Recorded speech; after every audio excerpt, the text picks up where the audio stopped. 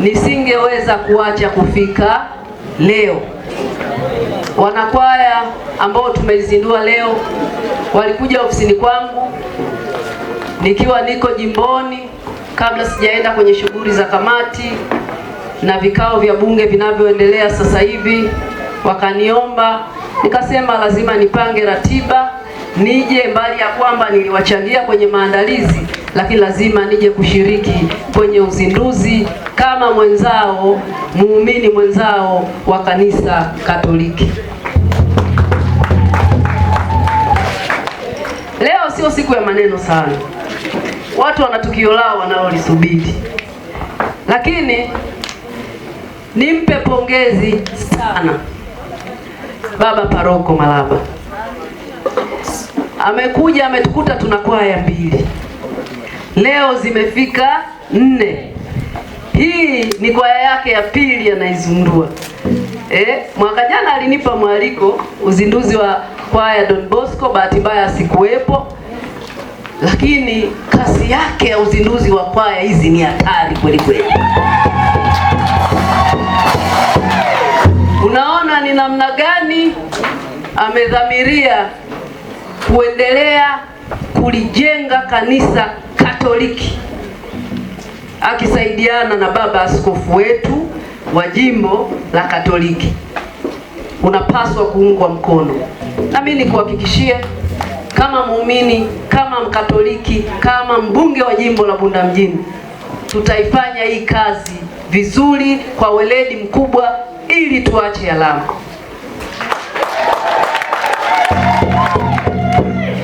Na mimi nikuhakikishie serikali ya Chama cha Mapinduzi chini ya Daktari Samia Suluhu Hassan wanatambua sana sana sana mchango wa kanisa Katoliki kubadilisha na kutengeneza maadili mema katika jamii, lakini na katika kuchangia maendeleo, hasa sekta ya afya na sekta ya elimu.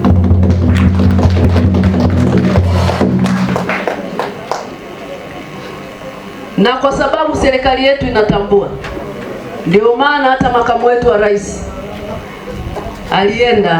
alikuwa ameenda kuhiji na akakutana na papa wetu.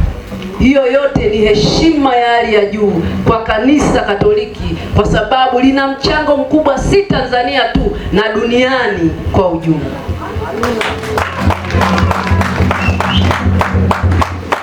Lakini hata rais wetu amekuwa akitoa msaada sana kanisa Katoliki na makanisa mbalimbali, na hata tulipopotelewa na papa na askofu wetu Paul Kapengo kule Dar es Salaam, viongozi wetu kuanzia rais alishiriki, waziri mkuu pamoja na makamu wa rais, lakini serikali yetu ilishiriki kwa ajili ya kutafuta ndege maalum kwa ajili ya kumpeleka baba yetu Pengo kwenye matibabu nchini India kama sisi. Tujivunie kanisa letu. Tulilinde kanisa letu. Tulitetee kanisa letu. Lina mchango mkubwa sana katika nchi yetu na serikali yetu inatambua hivi. Lakini Baba Paroko, nikupongeze. Miongoni mwa kwaya zilizokuwepo hapa, moja ni kwaya ya vijana. Na vijana ndiyo rika ambalo tunapaswa kulilinda, kulijenga kiimani, maadili mema, lakini na kuipenda nchi yao. Usingekuwa una mawazo hayo ya kuwalea vijana na watoto wangu wale kiimani, tungekuwa na taifa ambalo halimwamini Mungu, alioni umuhimu wa kwenda kusali na kulitumikia kanisa. Kwa hiyo utaratibu wetu wa Katoliki ni utaratibu mzuri sana wa kuandaa taifa la kesho lililo bora. Tujiulize, vijana hawa wangekuwa wakitoka labda shule, wanaenda wapi? Wakitoka shule wanakuja kwenye mazoezi ya kwaya. Watoto wetu wale pale wakitoka shule wanakuja kwenye mafunzo kanisani. Vijana wetu wengine wakitoka shule wanakuja kutumikia Jumapili kanisani. Kwa hiyo inasaidia sana kutushape na kuendelea kuwalea watoto wetu.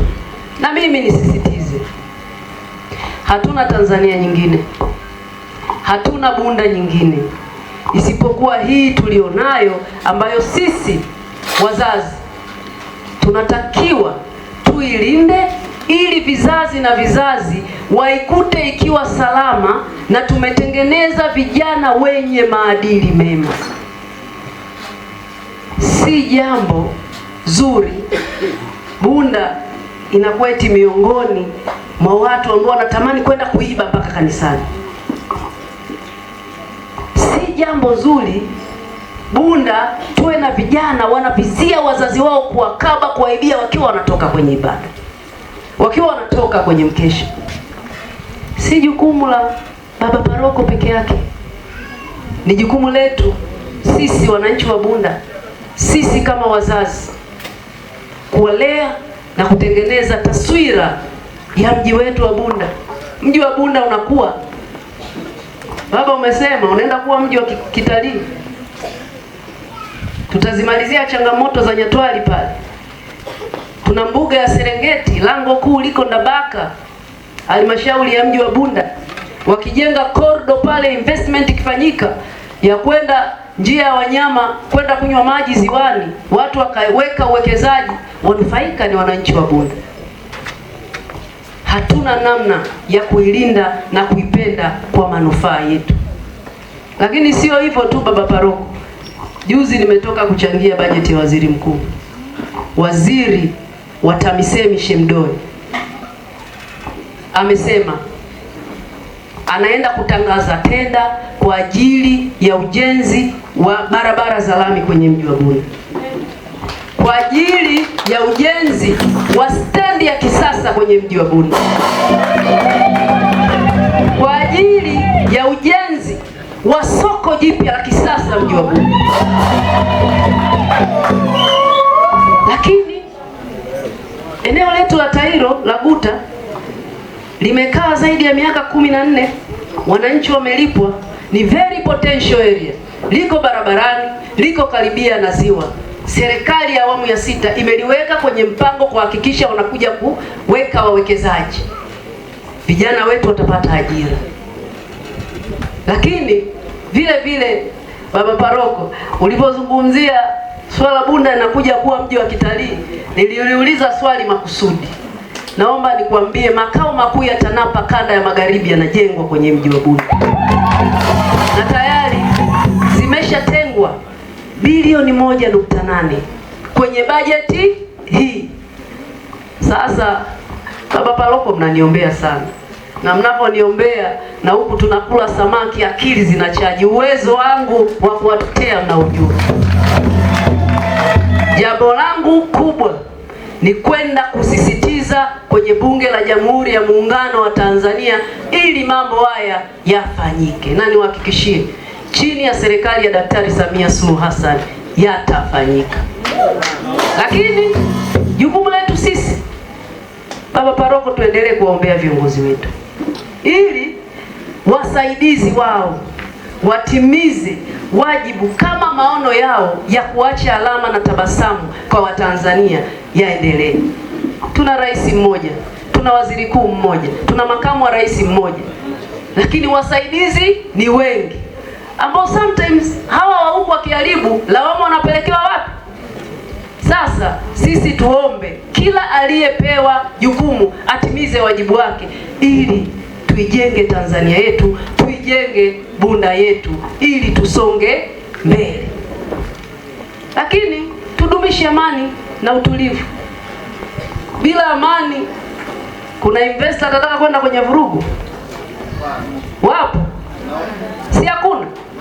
Hii miradi tutailindaje kama tusipoweka misingi ya amani na utulivu?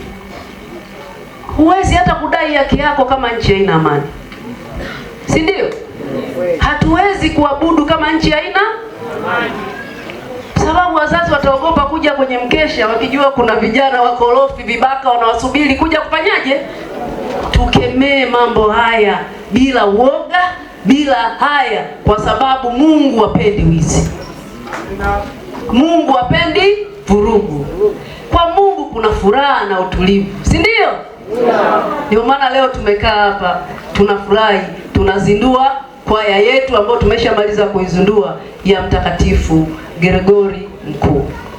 Sasa baada ya kusema hayo, nawashukuru sana, Mungu awabariki. Nawapenda sana waumini wenzangu, nawapenda sana wananchi wangu, baba zangu, mama zangu, kuna watoto zangu, kuna wadogo zangu.